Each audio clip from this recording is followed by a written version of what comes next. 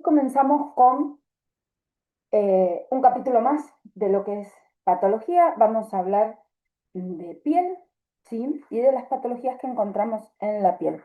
Y vamos a ver básicamente casi todos procesos inflamatorios. Pero antes de empezar, un breve resumen o un breve recordatorio de cómo está constituida la piel. Recuerden que piensa en la piel y es el órgano más extenso que tenemos, ¿sí? Y podemos tener múltiples patologías, porque aparte, anexos como el cuero cabelludo o las uñas forman parte de la piel. Entonces, lo primero que tenemos que saber es que tenemos una capa epitelial, ¿sí? Que es la epidermis, que está constituida por un epitelio plano estratificado queratinizado. Por debajo tenemos una capa más gruesa que va a depender de la localización, su espesor, que es la capa dérmica, ¿sí? En la capa dérmica nosotros tenemos mucho tejido fibroconectivo, con fibras elásticas, con fibras colágenas, y va a ser en esta capa dérmica donde nosotros vamos a encontrar los diferentes anexos. Anexos pilosebáceos, glándulas sudoríparas, ecrinas y apocrinas, vasos, ¿sí? Que van a irrigar la epidermis y obviamente la dermis, con diferentes plexos, algunos más superficiales y otros profundos. Nervios también vamos a encontrar, entre otras cosas. Y la última capa, que es la hipodermis. Desde hace unos años la hipodermis es considerada parte de los tejidos blandos y entonces no es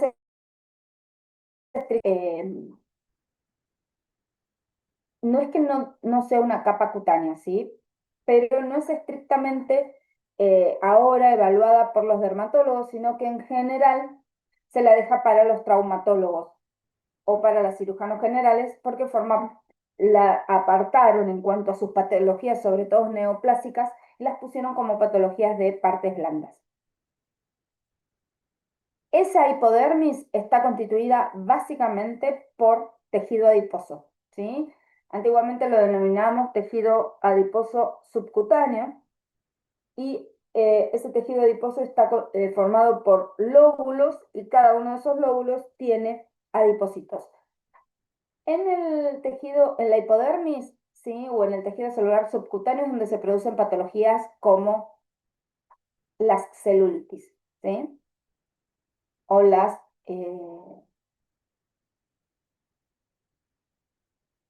hipodermitis. Bien, otra cosa que tenemos que aprender antes de empezar a hablar de las enfermedades en sí mismas son las alteraciones que puede sufrir la piel, en este caso puntualmente la epidermis, para darnos un cuadro clínico determinado, ¿sí? Hiperkeratosis y parakeratosis tienen que ver con un aumento en el espesor de la capa córnea. Tanto la hiperkeratosis como la parakeratosis es espesor a nivel de la capa córnea.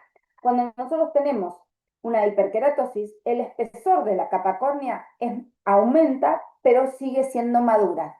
Recuerden que la capa córnea es la última capa. Esta capa está constituida por escamas, ya no son verdaderas células porque han perdido sus núcleos, y estas escamas tienen queratina en su interior. En cambio, en la parakeratosis aumenta el espesor de la capa córnea, pero ese epitelio, ese epidermis, está madurando tan rápido que no alcanza estas escamas córneas a perder los núcleos. Entonces, hiperkeratosis es aumento de la capa córnea. Madura, ¿sí? Con pérdida de núcleos. Y parakeratosis es aumento de la capa córnea con alteración en la maduración porque todavía conserva sus núcleos. La diskeratosis es una alteración celular donde la célula, el queratinocito, ¿sí? La célula escamosa, madura y se queratiniza, conservando su núcleo, fuera de la capa córnea, en el espesor del epidermis, ¿sí? En lo que nosotros le llamamos el estrato espinoso o el cuerpo mucoso del epidermis. Es decir, en la parte más gruesa del epidermis, entre la capa basal y la capa córnea. Entonces hay una célula escamosa, un queratinocito, de manera aislada comienza a queratinizar. y no le corresponde porque recién en capa córnea es donde queratiniza. La acantosis es el aumento del espesor de la capa del cuerpo mucoso, ¿sí? De la epidermis en sí misma, sin la capa córnea. La acantosis también la podemos denominar hiperplasia epidérmica. Siempre que aumente el espesor del cuerpo mucoso, vamos a decir que hay acantosis. Espongiosis es cuando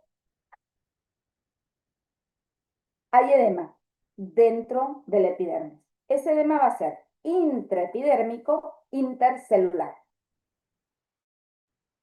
Y al haber edema dentro de la epidermis, lesiones clínicas como son las vesículas y las ampollas. A veces, producto del edema o producto de enfermedades donde hay alteraciones en las proteínas que forman las uniones celulares se pierden y lo que se produce es acantolisis. La acantolisis entonces es la pérdida de las uniones celulares y las células quedan sueltas. Cuando yo tengo acantolisis es porque tengo pérdida de las uniones celulares y las células quedan sueltas. Generalmente cuando yo pierdo las uniones celulares que mantienen ancladas mis células unas con otras, el citoplasma se retrae y la célula se vuelve redondita y eso se llama balonización celular. Luego vamos a aprender las lesiones elementales. Las lesiones elementales se dividen en primarias y secundarias y algunas son soluciones de continuidad.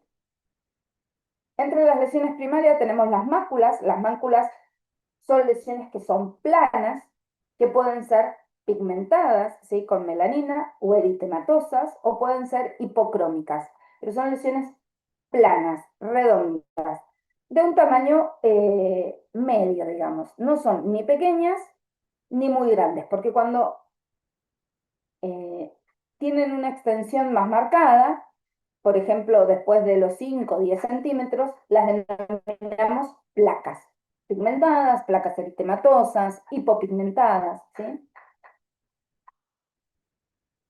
La pápula es similar a la mácula, nada más que es ligeramente sobrelevada. No es un nódulo, es ligeramente sobrelevada la pápula. También puede ser picada, puede ser hipocrómica o puede ser eritematosa. Cuando nosotros tenemos vesículas y ampollas, son lesiones donde a nivel intraepidérmico o a nivel de la unión dermoepidérmica hay acúmulo de líquidos, ¿sí? Las vesículas son lesiones que son pequeñas, menos de 5 milímetros, y las ampollas son lesiones más grandes de 5 milímetros, ¿sí? En general, 1, 2, 3 o incluso varios centímetros. Las pústulas son lesiones generalmente pequeñas, menores de 5 milímetros, pero que en su contenido no hay líquido seroso, sino hay exudado de tipo purulento. El nódulo y el tubérculo son lesiones muy similares, donde lo que hay es sobrelevación de la epidermis, pero vamos a tener en la dermis o en la hipodermis lesiones nodulares o quísticas que sobrelevan la epidermis.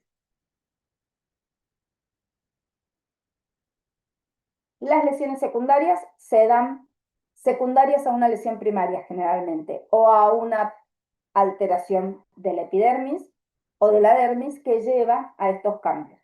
Entonces, dentro de las lesiones secundarias tenemos la cicatrización, que ya sabemos que es el tejido fibroso, que repara una lesión donde ha habido necrosis o pérdida de sustancia. Entonces, cuando nosotros tenemos necrosis o pérdida de sustancia, el tejido fibrótico da una cicatriz. Entonces es una lesión secundaria. La liquenificación es cuando aumenta la trama del epidermis. El aumento de la trama del epidermis generalmente es secundaria, a roce crónico o a rascado.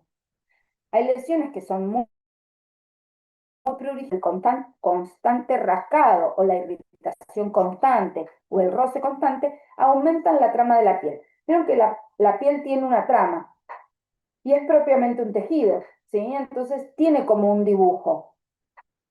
Por, por el, por el constante roce o el rascado, esto puede llevar a normal de la piel. Luego tenemos las soluciones de continuidad. Las lesiones de continuidad es cuando hay una lesión donde hay pérdida de tejido, ¿sí?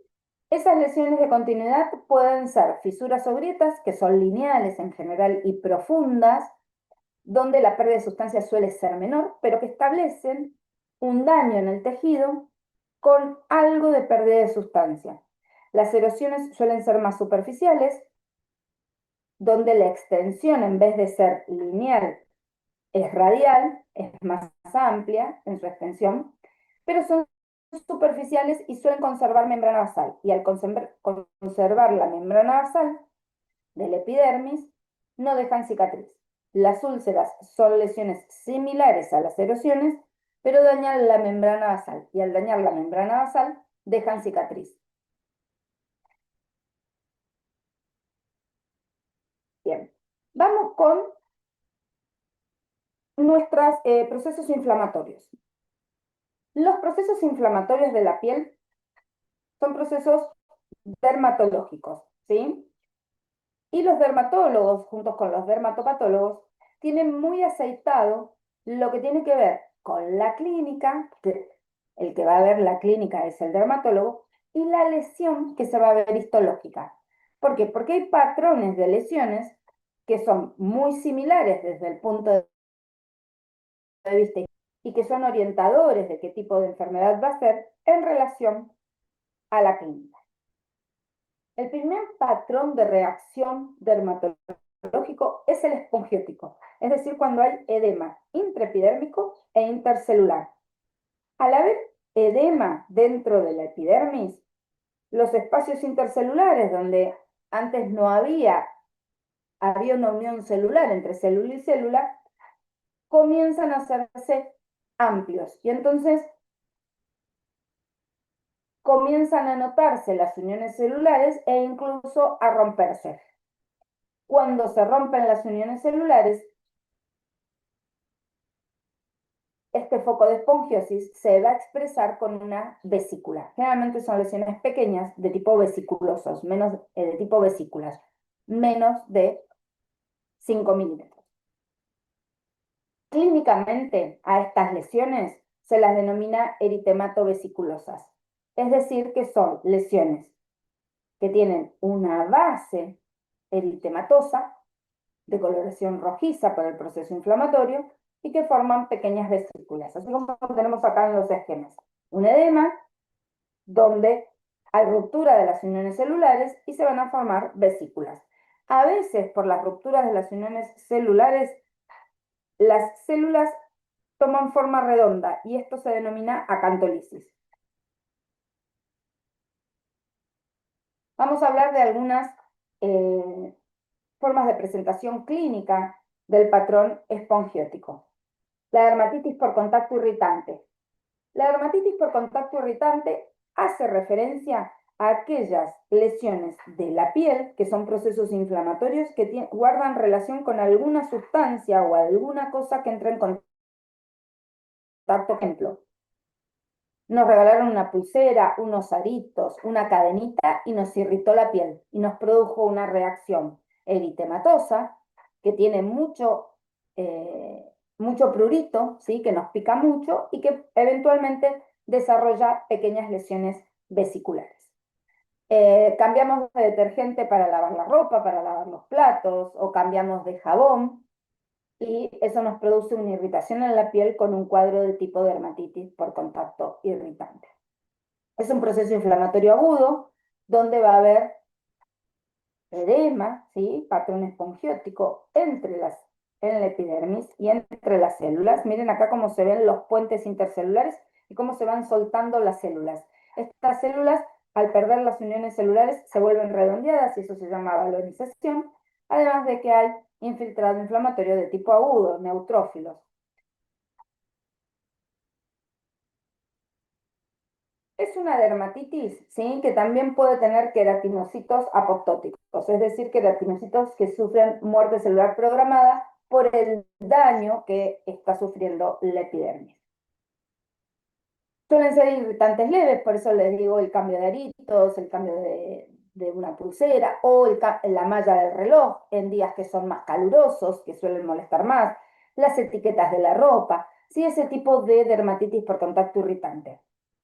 Eh, Algunos autores dicen que son dermatitis por contacto de tipo alérgico, pero como son irritantes leves, eh, suelen no movilizar eosinófilos, ¿sí? Porque si no, nosotros después tenemos la dermatitis por contacto alérgico, donde acá sí tenemos una reacción mediada por moviliza entre el filtrado inflamatorio, el que comanda el infiltrado inflamatorio, son los eosinófilos. Histológicamente vamos a ver lo mismo, vamos a ver edema a nivel de la capa epidérmica, ¿sí? Con separación de las células, con formación de vesículas, pero vamos a tener un infiltrado rico en eosinófilos. La esponjiosis puede ser variable, ya dijimos en distintos niveles. Hay exocitosis al epitelio, en este caso de eosinófilos, y hay edema superficial. Ustedes ya saben por contacto alérgico miles de cosas. De hecho, las reacciones de estudio de las alergias lo que producen es esto, dermatitis por contacto alérgico. ¿Alguno de ustedes ha hecho las pruebas de alergia? Vieron que se les van inyectando distintas sustancias y ustedes generan una pápula que generalmente tiene una vesícula. Bueno, es una dermatitis por contacto alérgico, el test de alergia.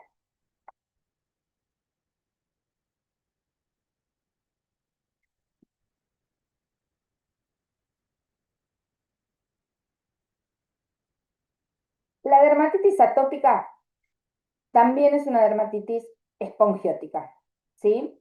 ¿Por qué? Porque forma pequeñas vesículas, pero va acompañada de hiperplasia del epidermis.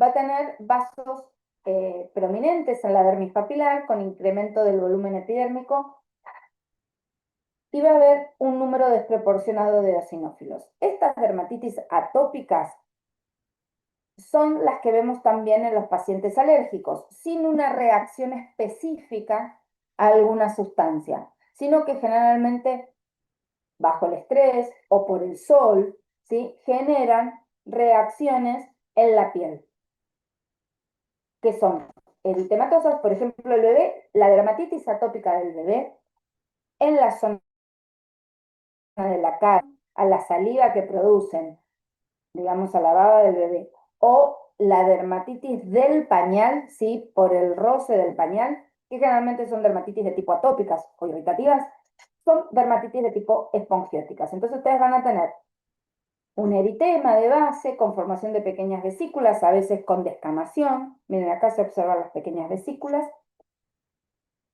Y son todas estas muy similares, donde en relación a cómo se produce la respuesta inflamatoria, por ahí si es por algo que irrita y no moviliza eosinófilos, o es algo que es meramente alérgico y moviliza gran número de eosinófilos, va a ser el tratamiento, ¿sí?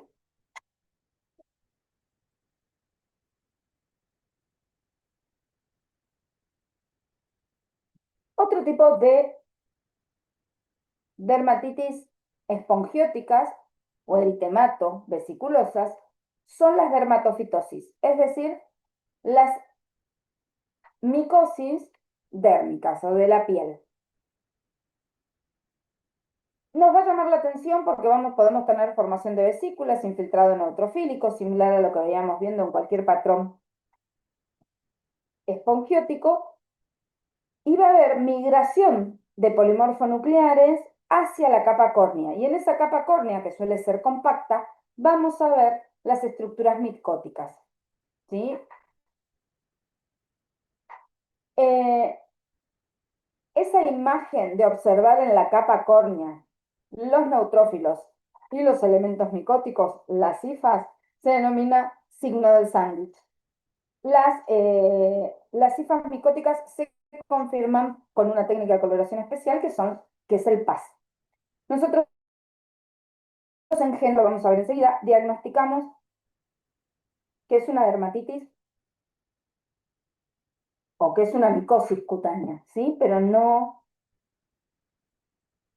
especificamos en general qué tipo de hongo es. Para eso se utilizan los micológicos.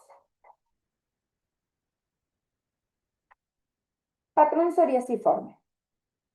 El patrón psoriasiforme está definido por la presencia de hiperplasia epidérmica con elongación de las redes de cresta. ¿Qué es la hiperplasia epidérmica? Es el aumento del espesor de la piel a expensas del estrato mucoso.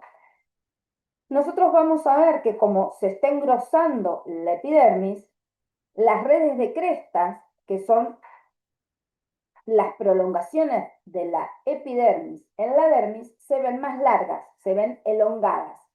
A su vez, las papilas, que son las prolongaciones de la dermis en la epidermis, también se ven elongadas, ¿sí?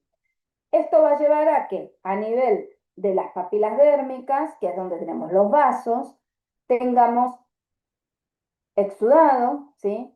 Tengamos dilatación de los vasos de las papilas dérmicas y en epidermis suele acompañarse de paraqueratosis. Paraqueratosis que suele ser sobre la papila. Esto se llama paraqueratosis suprapapilar. Clínicamente son dermatitis eritemato-escamosas. ¿Por qué? Porque tengo un fondo eritematoso, una base inflamatoria eritematosa, y como tengo paraqueratosis, tengo una descamación, tengo una escama. La enfermedad patrón, ¿sí? O la, para patrón. La enfermedad modelo de este patrón inflamatorio es la psoriasis, ¿sí? La psoriasis vulgar. Es una dermatosis o una dermatitis eritematoescamosa crónica de base autoinmune mediada por linfocitos T, donde vamos a ver hiperplasia epidérmica de tipo psoriasiforme, que es regular y progresiva, donde nuestras papilas, nuestras crestas, redes de crestas, se elongan de manera uniforme.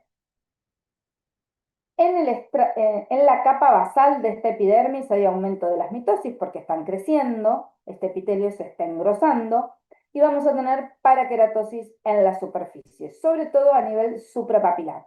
Las papilas dérmicas también se elongan, ¿sí? Se hacen largas. Esas papilas van a tener infiltrado inflamatorio, edema y vasocongestión. Dentro del infiltrado inflamatorio nosotros podemos tener dos características histológicas. Primero, que tengamos pequeños grupos de neutrófilos en el espesor de la epidermis superficial. Y esas las vamos a denominar pústulas espongiformes de Coboc. Realmente son neutrófilos degenerados, son piocitos. Cuando estos acúmulos de neutrófilos los encontramos en el área de la capa córnea paraqueratótica, se denominan microabscesos de Munro.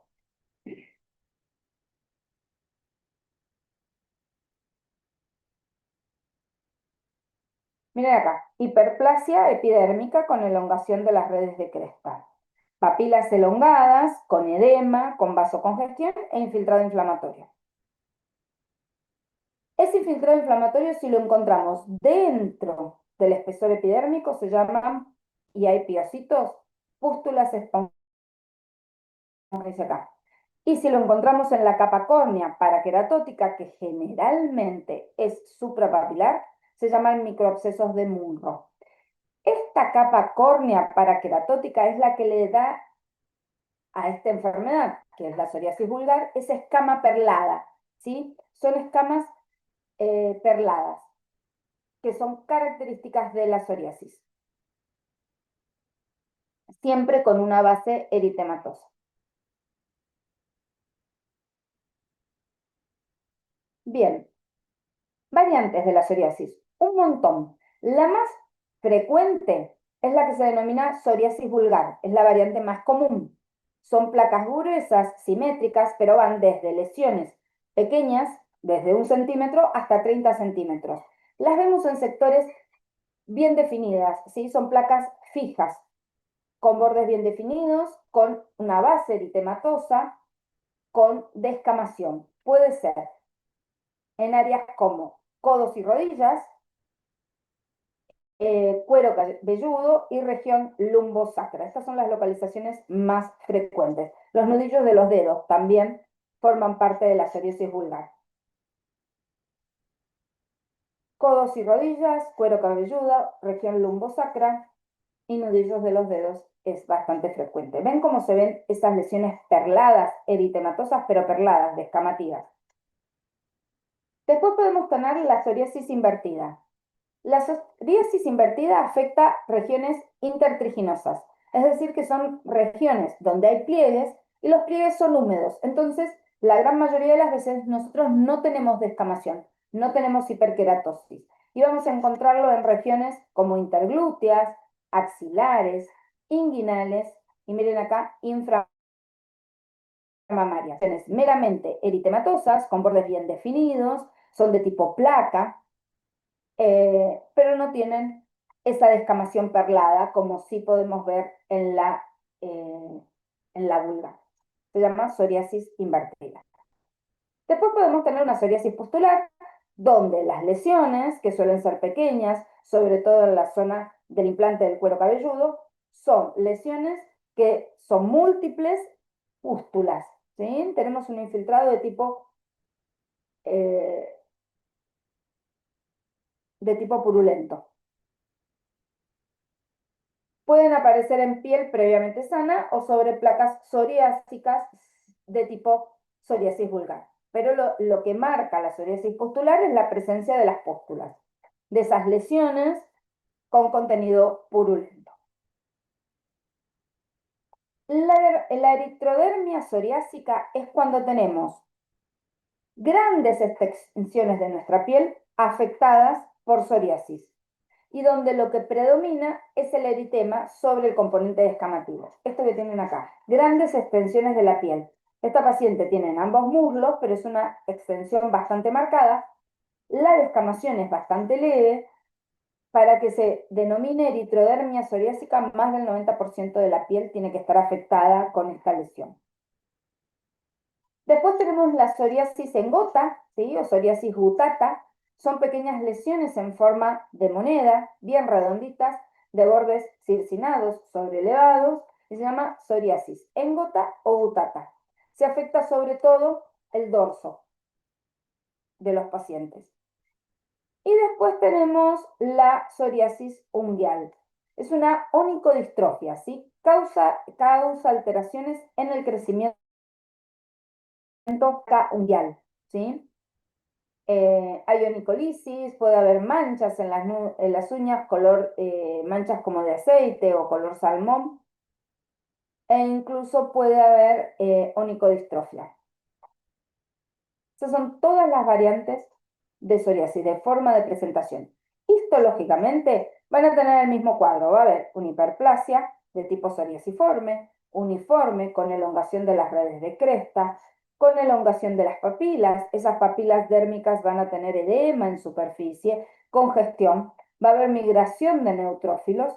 Esos neutrófilos, cuando forman acúmulos a nivel del estrato mucoso, se denominan microabscesos de Munro, y cuando lo hacen a nivel de la capa córnea, cuando lo forman en el estrato mucoso se llaman pústulas espongiformes de Koch. Y cuando lo hacen en el estrato córneo, se denominan en el estrato córneo a nivel de la paraqueratosis, en estas zonas, ¿ven? Donde hay paraqueratosis, se denominan microabscesos de Munro. Patrón ampollar. Es una reacción inflamatoria que forma ampollas, ¿sí? Por eso se llama patrón ampollar. ¿Qué es una ampolla? Una lesión que contiene líquido en su interior, que va a involucrar la epidermis. Son similares a las vesículas, hay acúmulo de exudado, ¿sí? De líquido dentro de estas ampollas. Estas ampollas se pueden dar dentro del epidermis, a diferentes niveles, y van a recibir diferentes nombres, o se pueden dar entre la unión dermoepidérmica. El líquido es líquido tisular de tipo suero y una proporción inflamatorias. Cuando las bullas, digamos, son pequeñas, las denominamos vesículas o bullas, ¿sí? Cuando las ampollas son pequeñas, son vesículas o bullas, 5 milímetros. Y cuando son más grandes, perdón, cuando las ampollas son pequeñas, las denominamos vesículas, menos de 5 milímetros o hasta 5 milímetros. Y cuando son grandes, las denominamos ampollas o bullas. Las ampollas pueden darse a nivel intraepidérmico en la capa córnea y las vamos a llamar subcórneas o intracórneas. Pueden darse en el estrato espinoso, ¿sí? En el espesor del epidermis. Cuando se dan en el espesor del epidermis se denominan intraespinosas. Pueden darse sobre la capa basal, ¿sí? Dejando intacta el resto del epidermis y se denominan suprabasales. Y cuando se dan a nivel de la unión dermoepidérmica, la ampolla, se denominan subepidérmicas. ¿Sí? Acá muestra, la subcórnea es la que se observa en la capa córnea, la suprabasal y la subepidérmica. Falta la intraespinosa. La enfermedad modelo de las dermatosis ampollares es el pénfigo vulgar. También es una enfermedad crónica de base autoinmune, donde podemos estudiarlas por el depósito de inmunocomplejos eh, o de inmunoglobulinas a nivel de la ampolla, de la zona lesionada, ¿sí? Y esto lo podemos estudiar con inmunofluorescencia. Y nos da una idea de cuál es el mecanismo que está generando la enfermedad. El pénfigo vulgar se ve en pacientes mayores con formación de ampollas grandes, que son ampollas flácidas, son ampollas blandas, que se rompen pero cuestan más romperse, porque son ampollas blandas. ¿Vieron, ¿vieron cuando ustedes tienen un globo? Si ese globo está muy inflado y está a tensión inflado, ustedes lo rompen con mayor facilidad.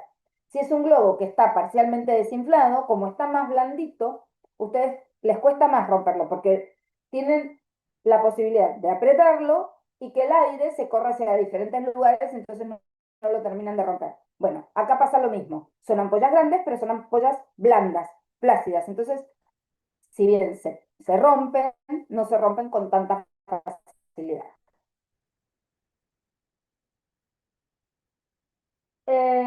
La afectación es en mucosa oral, ¿sí? Muy frecuentemente, en cuero cabelludo, en el centro de la cara, en la región esternal y en la región inguinal.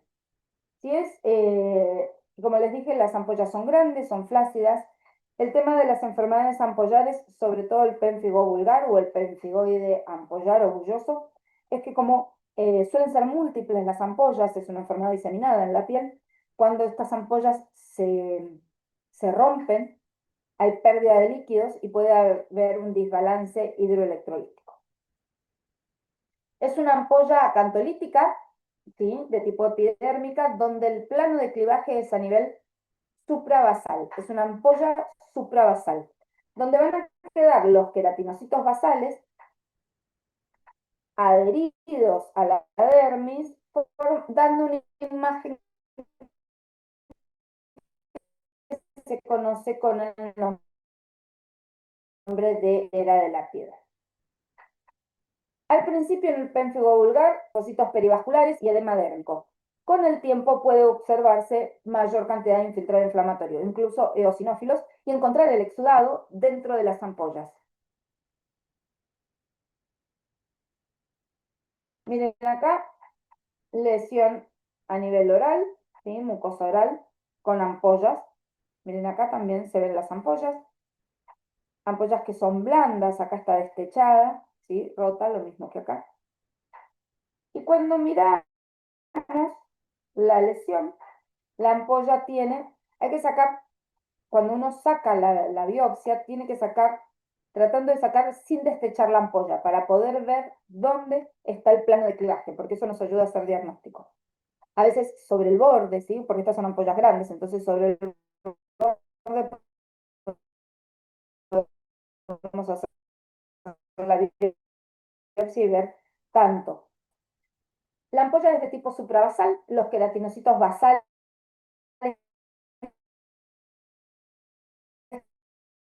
quedan unidos a la dermis y con de la ampolla pérfido vulgar puede ser seroso o con un exudado inflamatorio, donde podemos ver flotando células queratinocitos.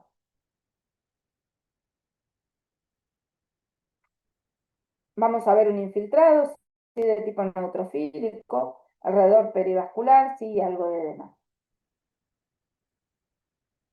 ¿Se acuerdan que les había dicho que los queratinocitos quedaban adheridos a las papilas dérmicas y daban esta imagen en hilera de lápidas?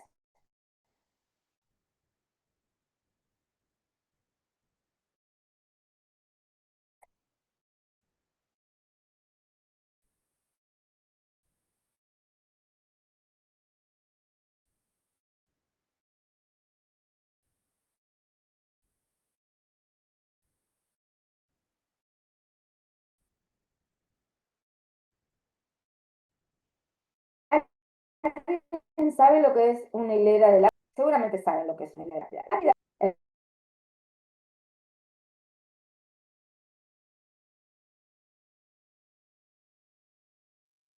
Professora, se entrecorta aí que está falando.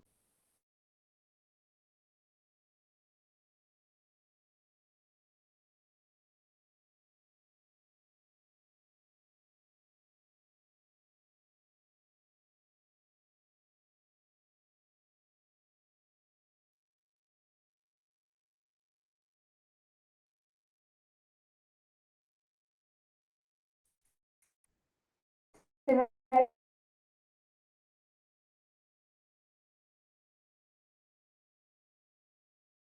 había cortado.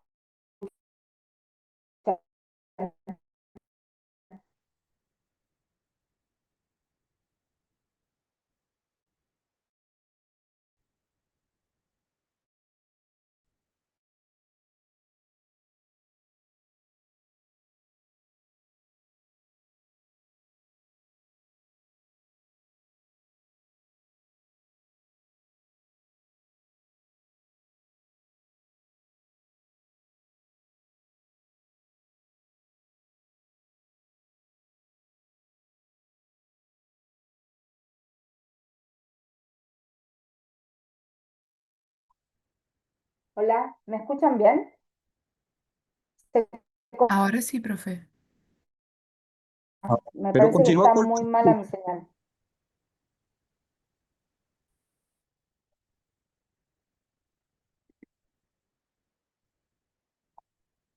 ¿Llegaron a escuchar lo de pérfido vulgar? Aún se corta, profe. Se corta.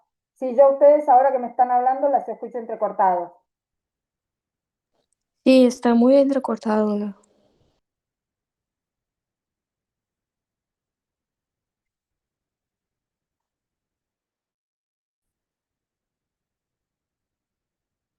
Bueno, vamos a intentar, avísenme si se les empieza a cortar en algo del péntigo. Estábamos hablando de las enfermedades ampollares.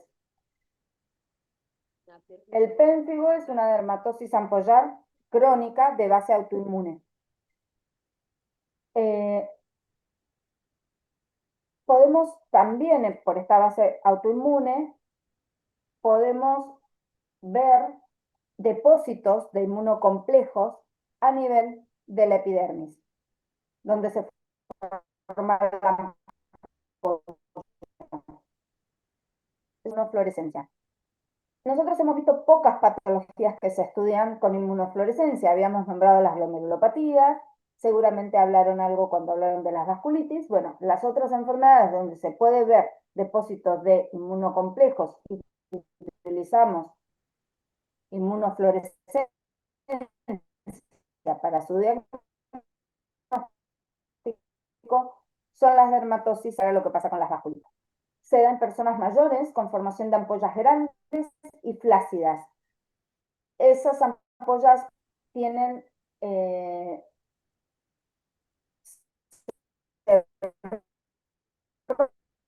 rompen, pero tienen menos facilidad, comprometen con mayor frecuencia lo que es mucosa oral, cuero cabelludo, centro de la cara, esternón y región inguinal. Es una ampolla acantolítica con un exudado inflamatorio a nivel de la ampolla, en la ampolla. Esta ampolla es suprabasal, es decir, que los queratinocitos de la capa basal quedan adheridos a las papilas dérmicas y dan una imagen que se denomina en hilera de lápidas. Al principio la inflamación suele ser escasa, pero ya vamos a observar linfocitos perivasculares, algunos neutrófilos, aparte del edema dérmico. Y con el tiempo, este infiltrado inflamatorio se vuelve.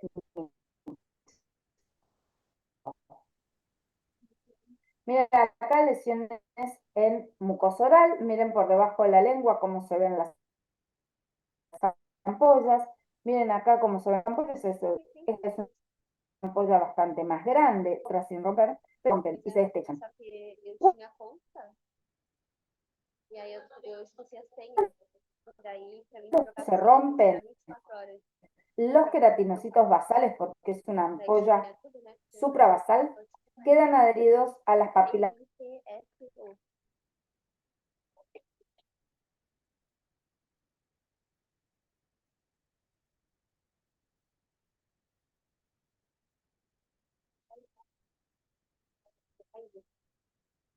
Pra ela. Faz de novo pra ela.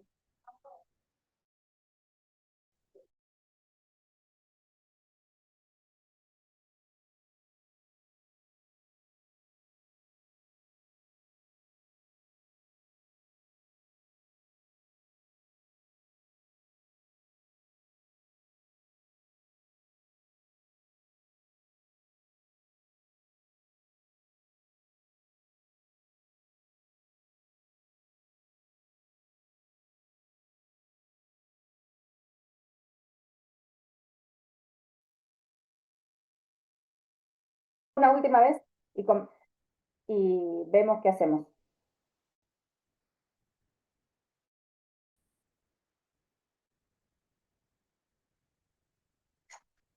La hilera de lápidas, lo que yo estaba contando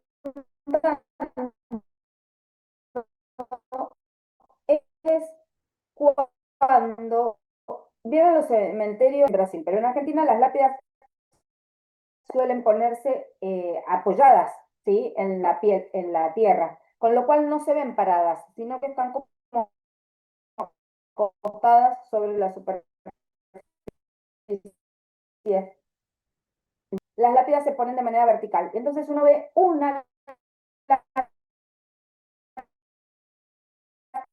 al lado de la otra.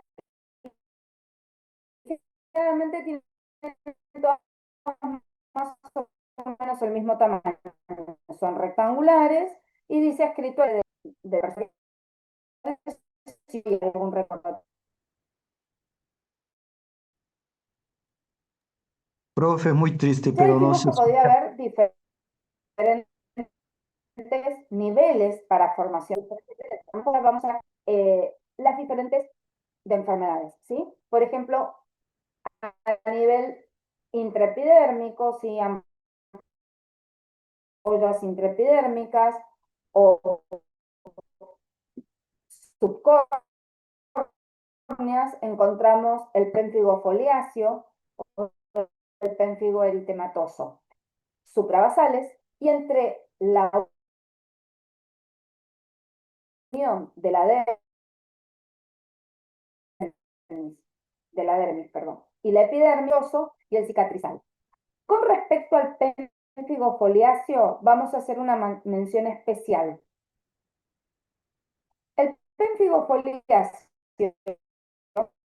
¿sí?, es una enfermedad ampollar, ¿ven que está en portugués? Es una enfermedad ampollar que es muy frecuente en Brasil, muy frecuente, ¿sí? Es un disturbio, es decir, una enfermedad ampollar autoinmune crónica de la piel, que también se conoce, ese pénfigo foliáceo, por Fogo salvaje. Es una ampolla subcórnea, ¿sí? Intraepidérmica. Y lo que tiene de característico es que puede dejar, son más pequeñas las ampollas, ¿ven? Se destechan, ¿sí? No con tanta facilidad, pero cuando se destechan a veces están sobreinfectadas y dejan cicatrices.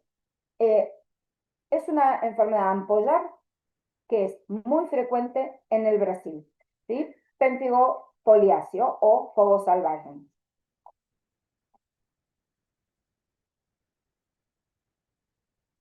El pemfigoide, ¿sí? La forma de presentación típica del pemfigoide es el que se conoce con el nombre de pemfigoide ampollar o bulloso. Este va a dar grandes ampollas, pero ampollas que son tensas,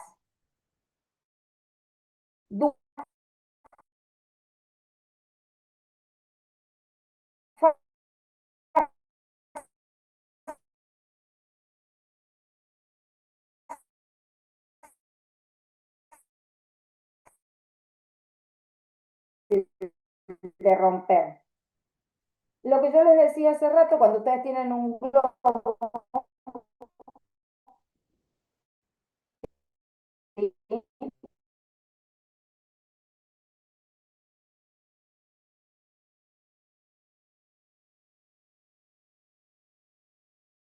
globo está.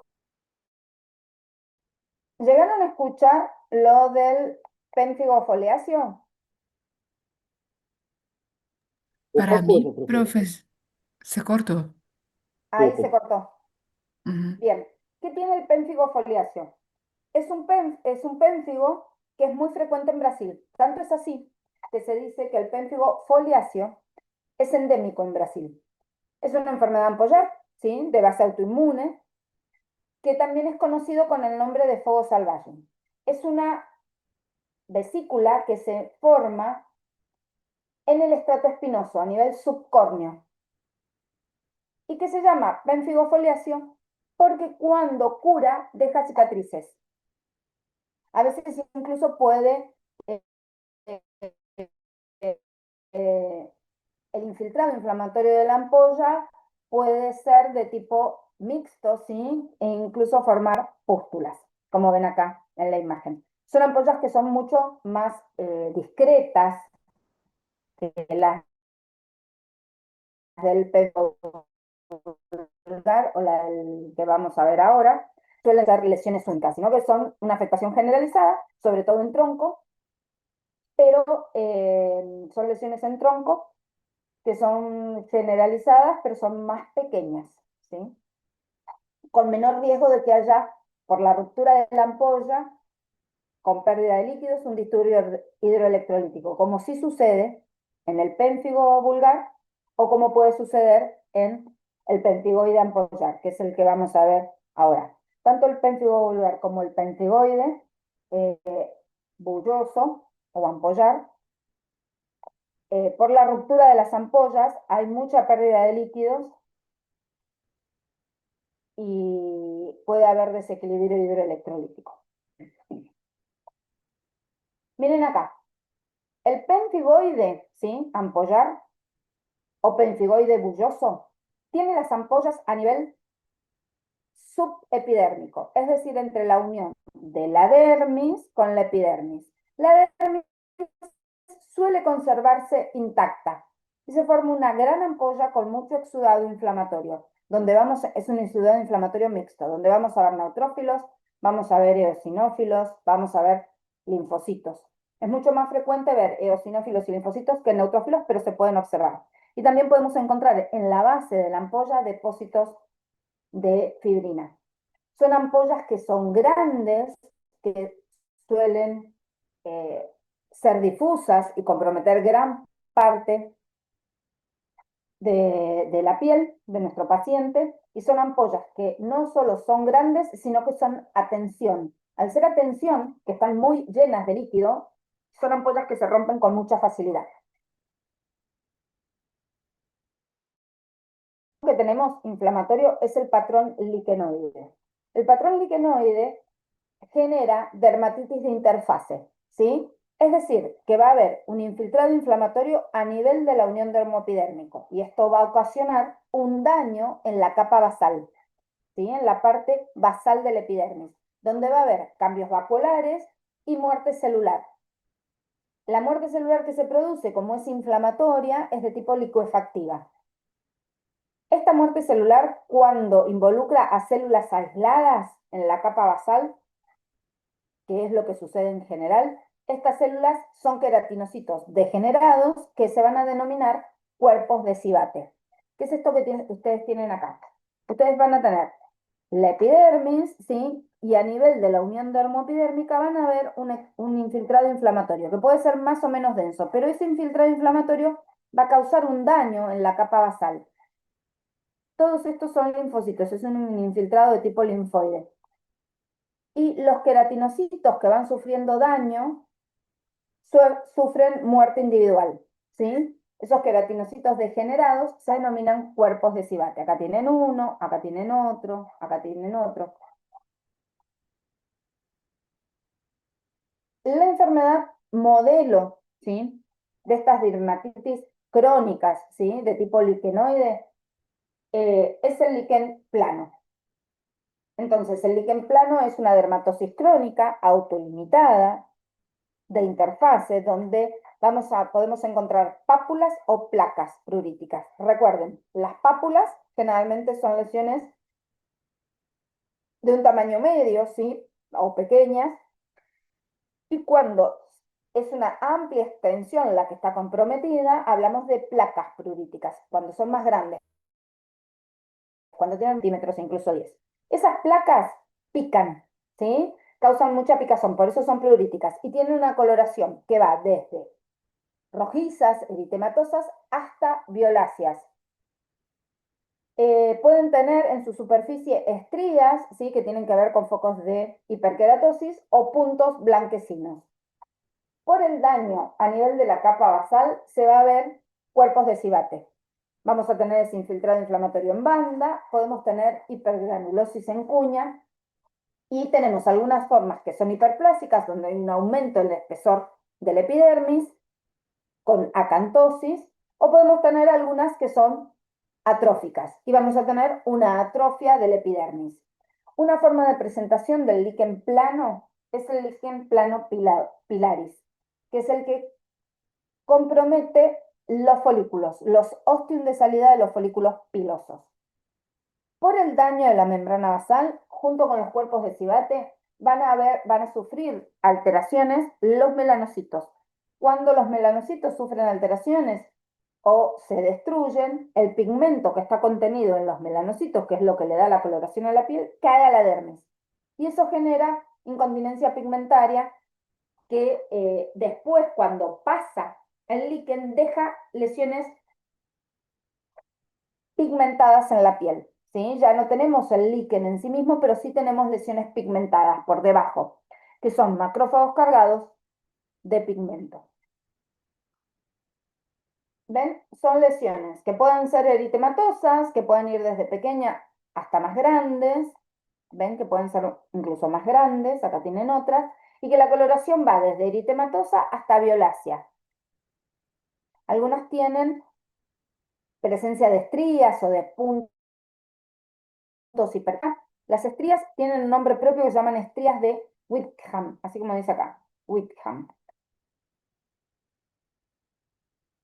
¿Qué voy a ver yo? Voy a ver un denso infiltrado, cuando hago una biopsia, un denso infiltrado de tipo linfoplasmocitario y los cuerpos de Sivate, es decir, la alteración a nivel de la capa basal por ese daño de tipo vacuolar, muchos cuerpos de Sivate.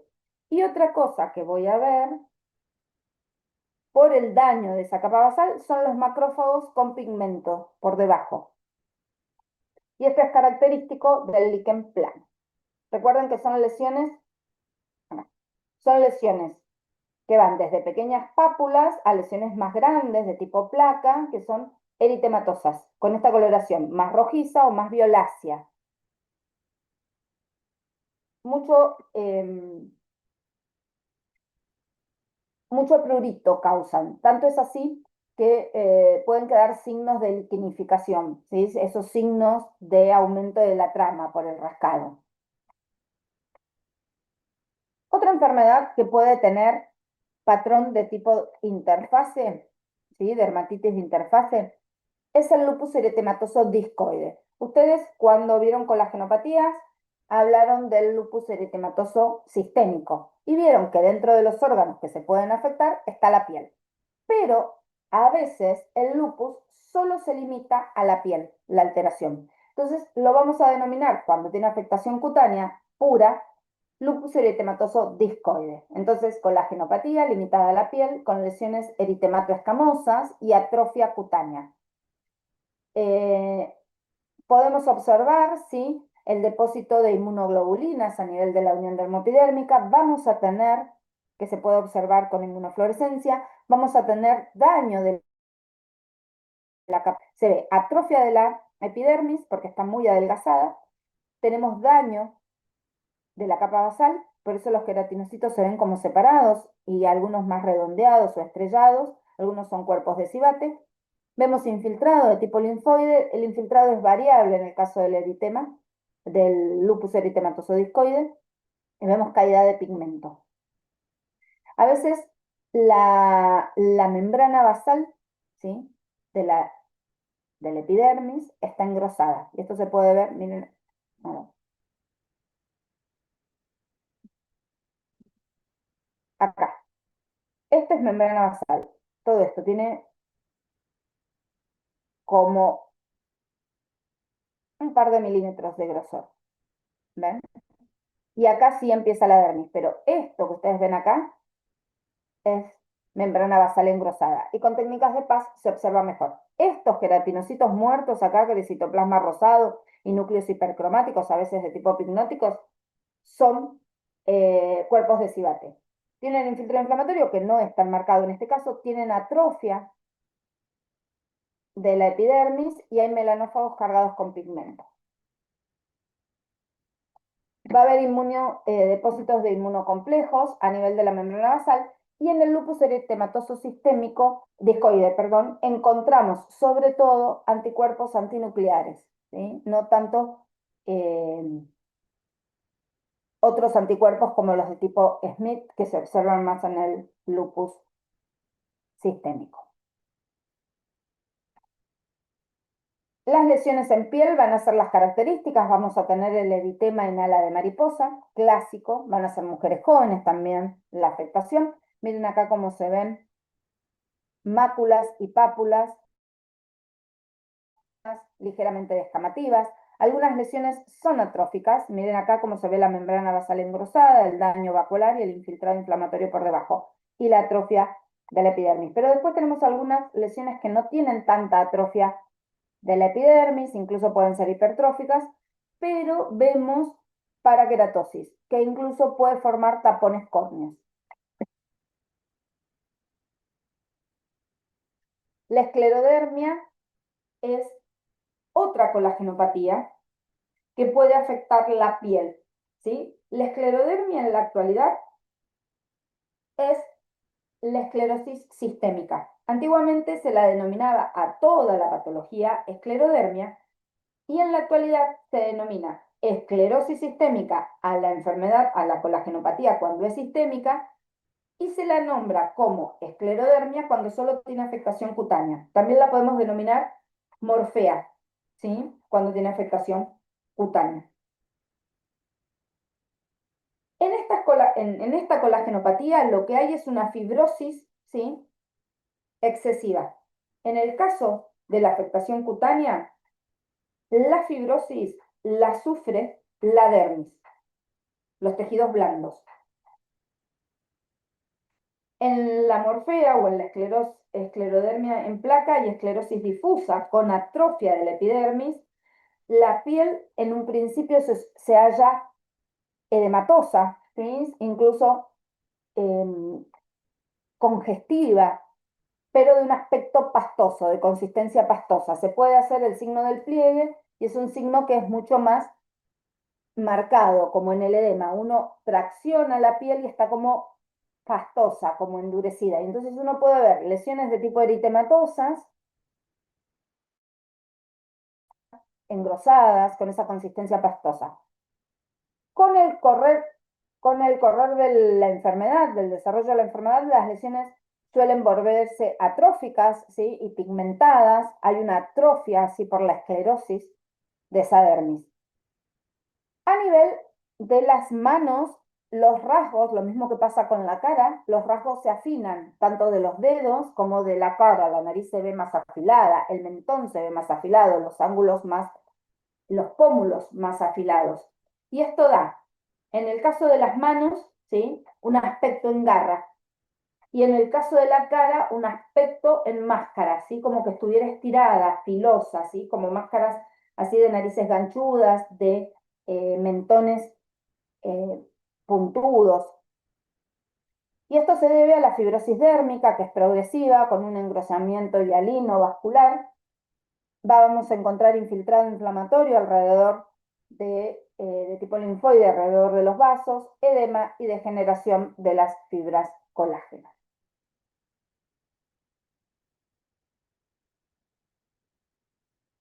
Otro patrón que podemos observar es el patrón granulomatoso. El patrón granulomatoso está dado por es un proceso inflamatorio crónico que forma granulomas. Donde vamos a observar, esto ustedes ya lo conocen, donde vamos a observar histiocitos activados o macrófagos activados, que tienen un citoplasma amplio, que se denominan células epitelioides. A veces cuando fusionan su citoplasma hay presencia de células gigantes.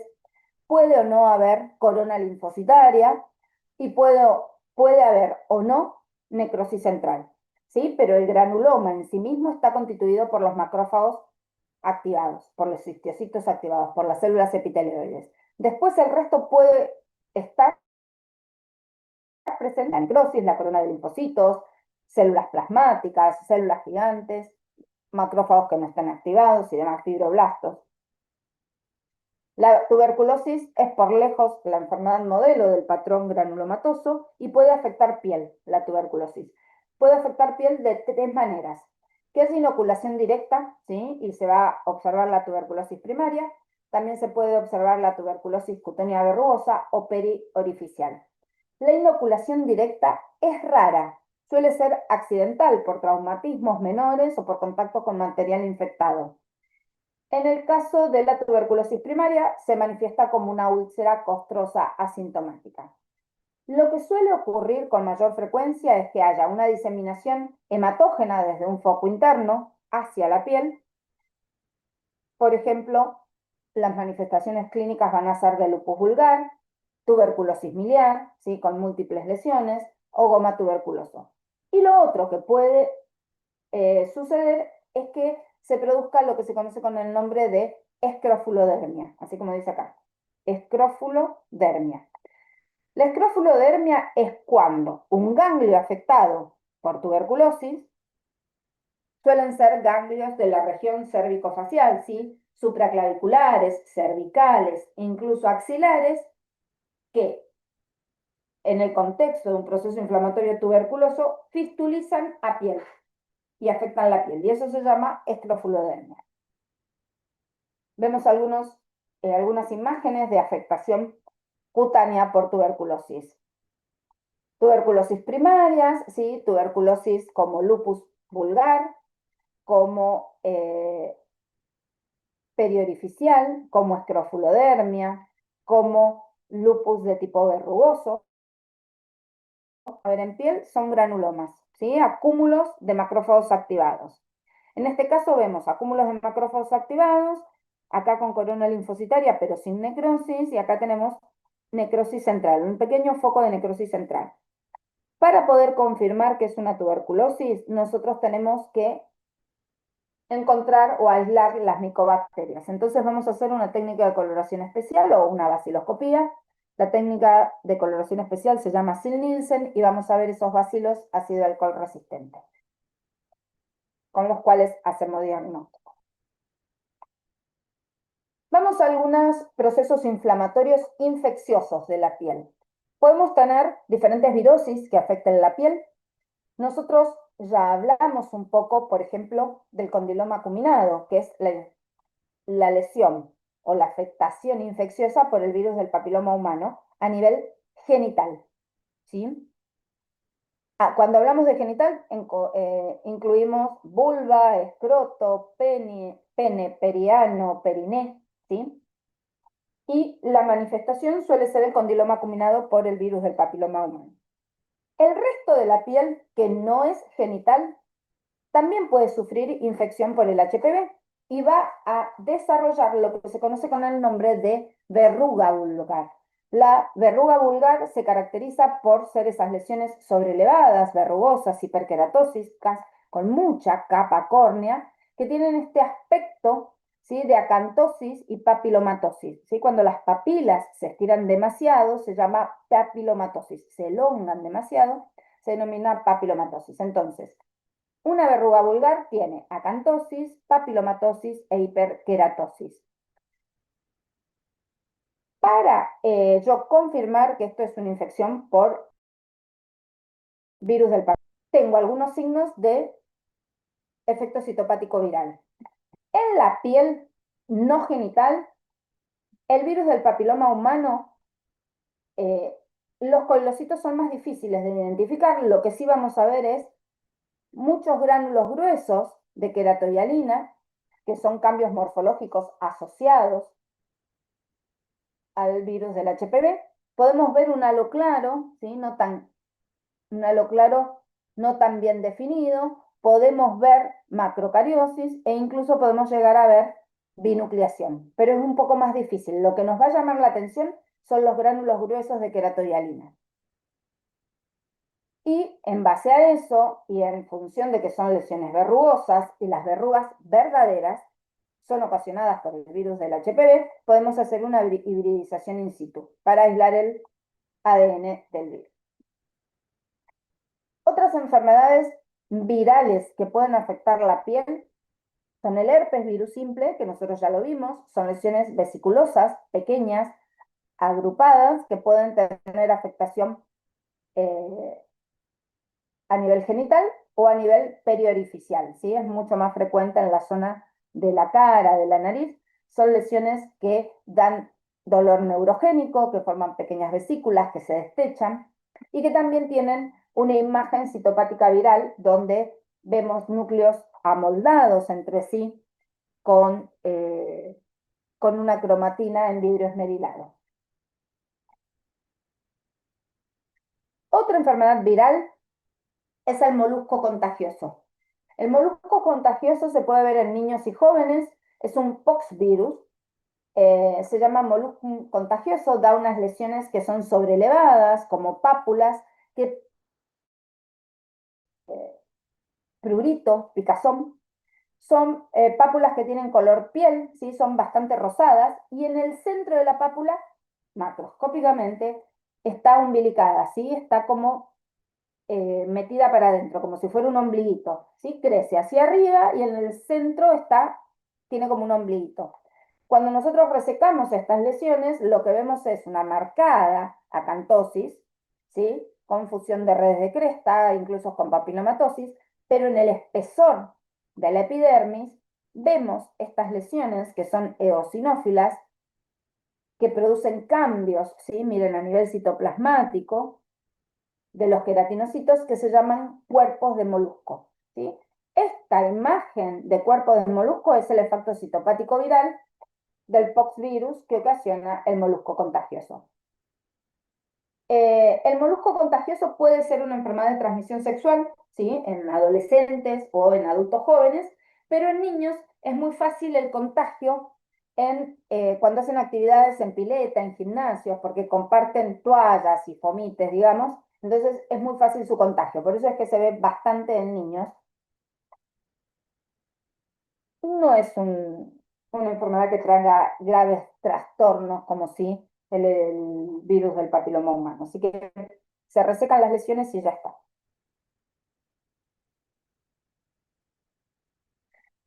La piodermitis es la afectación infecciosa por bacterias de la piel y genera dermatitis supurativas, múltiples dermatitis supurativas.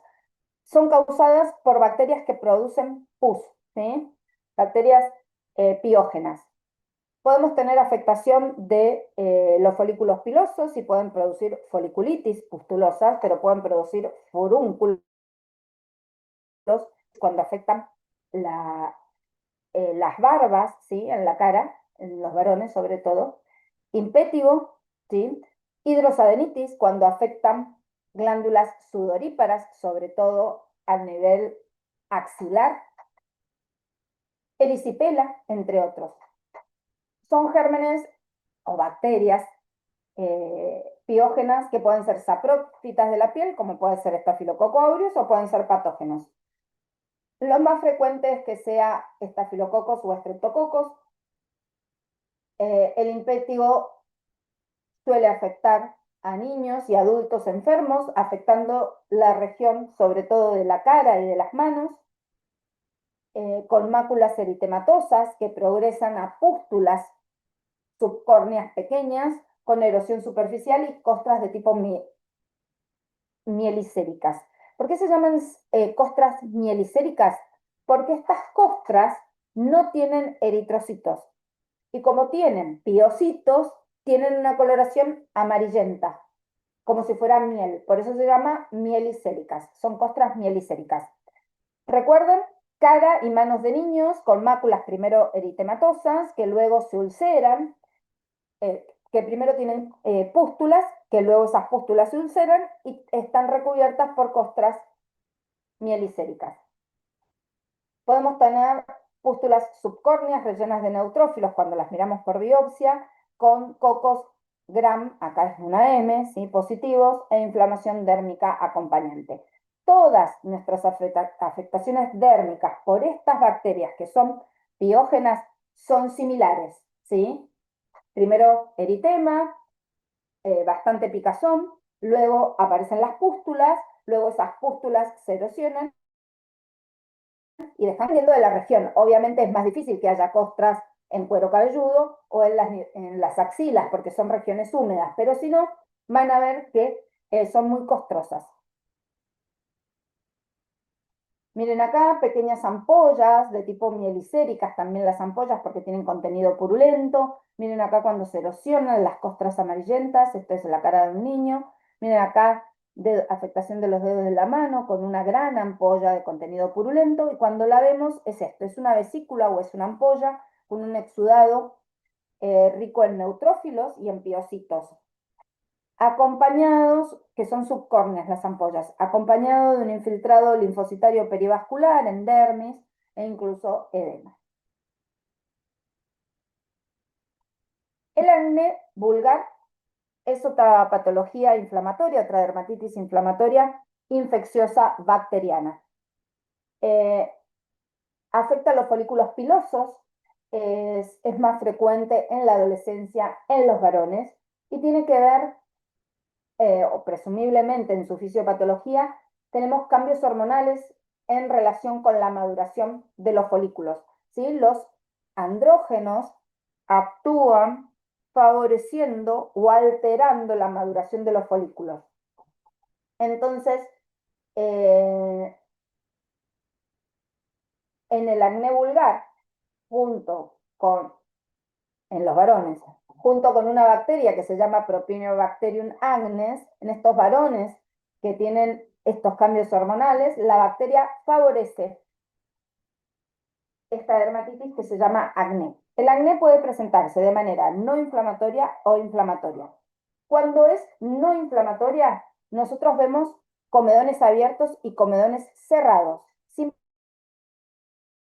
Cuando son comedones abiertos, vamos a ver pápulas foliculares en relación a la salida de los folículos pilosebáceos, generalmente en la zona de la cara de los varones y de la barba, que tienen un punto negro, ¿sí? ¿Por qué? Porque es queratina que tiene esa coloración negruzca porque se oxida.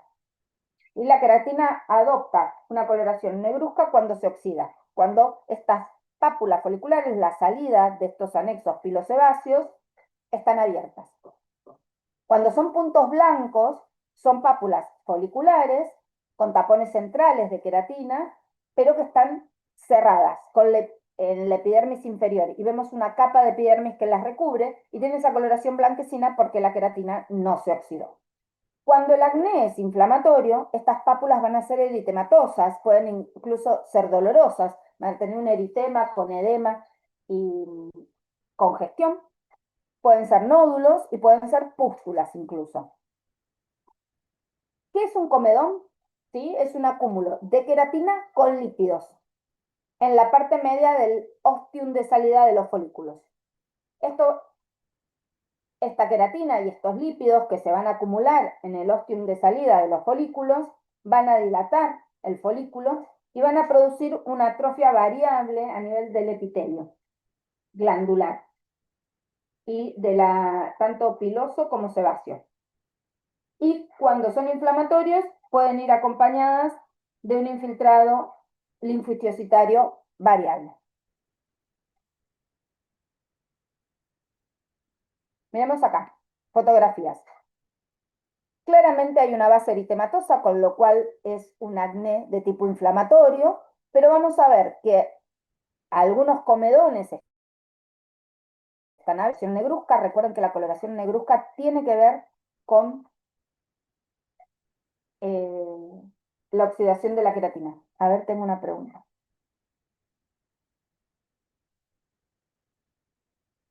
Bueno, hay un alumno que se retira porque hay una charla. No me queda mucho. Deben quedar 2, 3 diapos, no queda más que eso. Así que ya terminamos. Entonces, miren, los puntos negros son comedones abiertos.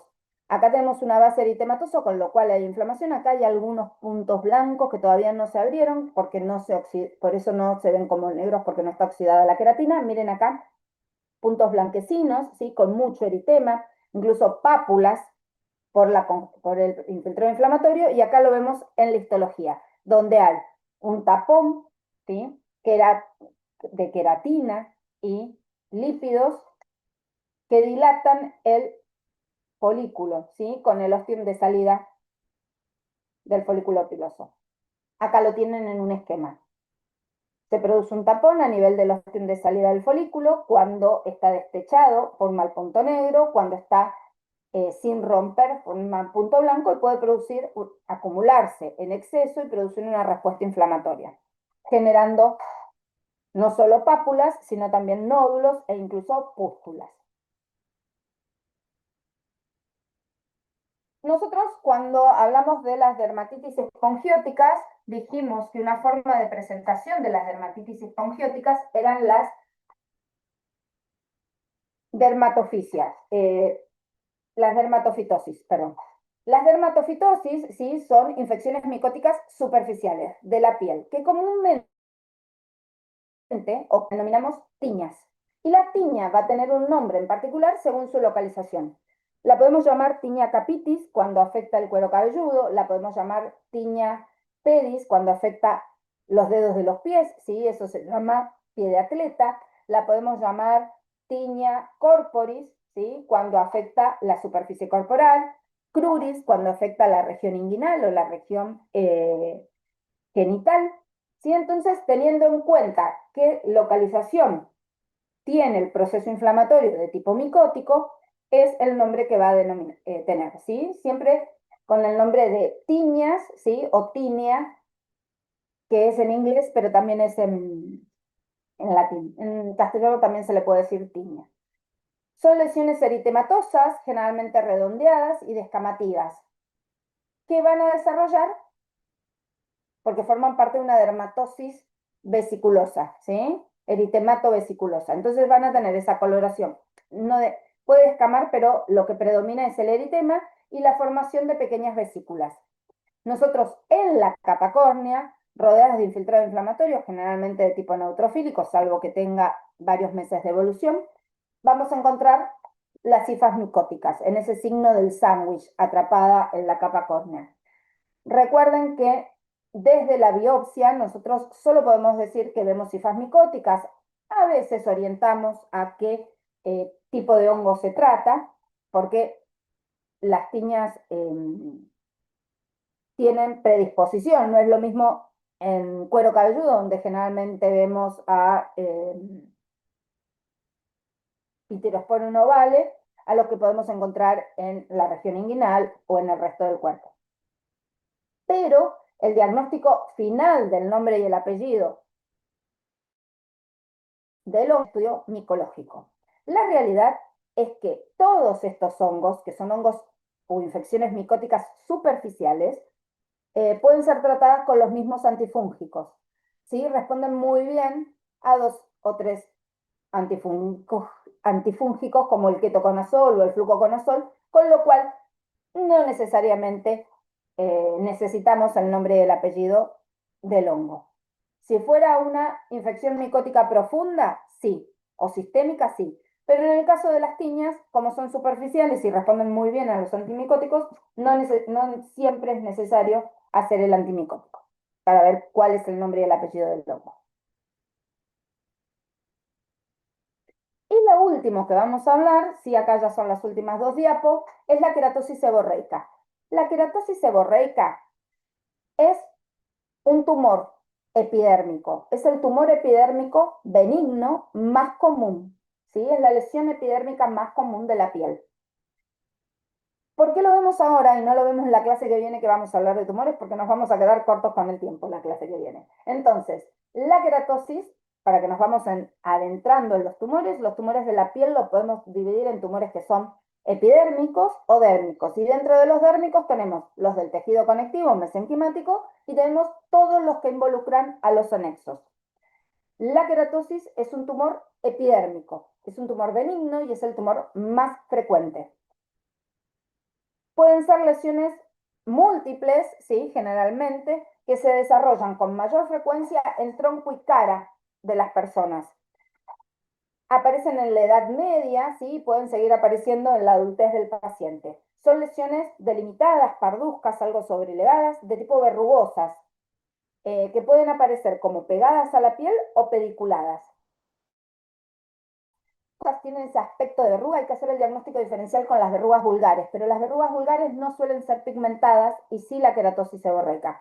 Pero teniendo en cuenta que están pigmentadas, podrían ser un nevo verrugoso u otro diagnóstico diferencial. Pueden ser lisas, pueden tener tapones córneos, ¿sí? Pueden ser generalmente de pocos milímetros, no más de 1 centímetro. A veces lo que sí las vemos agrupadas, sobre todo cuando tenemos múltiples queratosis seborreicas como síndrome paraneoplásico. ¿Sí? Algunas enfermedades, como el cáncer de esófago o el páncreas, puede producir queratosis seborreicas múltiples, lo que se llama signo de Lesser-Trelat, si mal no recuerdo. Esas queratosis seborreicas múltiples las vamos a ver agrupadas, ¿sí? Pero si no, en general son lesiones únicas que son pequeñas. Sí o sí vamos a tener hiperqueratosis en todas las queratosis seborreicas, porque va a haber acúmulos de queratina, miren acá, mucha capa córnea, en este caso no es compacta, y va a formar pseudoquistes córneos. Vamos a tener acantosis y vamos a tener papilomatosis. La acantosis, es decir, el aumento del espesor del epidermis, va a ser uniforme. Vemos algunas imágenes. Miren acá, lesiones verrugosas, sobrelevadas, más o menos pigmentadas. Miren acá, tiene color piel, pero acá el resto de la verruga no tiene tanto color piel. Lo podemos ver en toda nuestra economía, en todas nuestras pieles. Sí podemos tener verrugas en cuero cabelludo, pero lo más frecuente es que sea en tórax y en cara. Pero podemos tener en regiones axilares, inguinales, en las piernas, si bien no son localizaciones frecuentes. Siempre hiperkeratosis, capa córnea gruesa. Acá también hay algo de capa córnea gruesa, pero miren acá cómo forma estas que se llaman pseudoquistes córneos. Acantosis, aumento del espesor del epidermis, uniforme, y papilomatosis, que es cuando se elongan las papilas y le dan ese aspecto verrugoso. Tumor más frecuente de la piel, edad media, ¿sí? Y aumentan con la edad. Es un tumor benigno epidérmico. Sus diagnósticos diferenciales son las verrugas vulgares, que no tienen pigmento, o sea que van a ser color piel, pero estas también pueden ser a veces color piel, miren acá. Y los nevos verrugosos, que sí son generalmente pigmentados. ¿Alguna duda? Profe, en las costras mise- miel- mi- Mielicéricas. mielicéricas, ¿a qué se debía ese color, la pigmentación?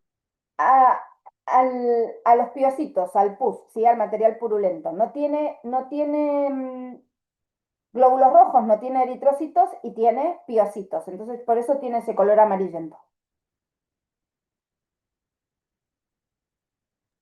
Gracias, profe. De nada. Bueno, los libero, perdón por las múltiples interrupciones de internet.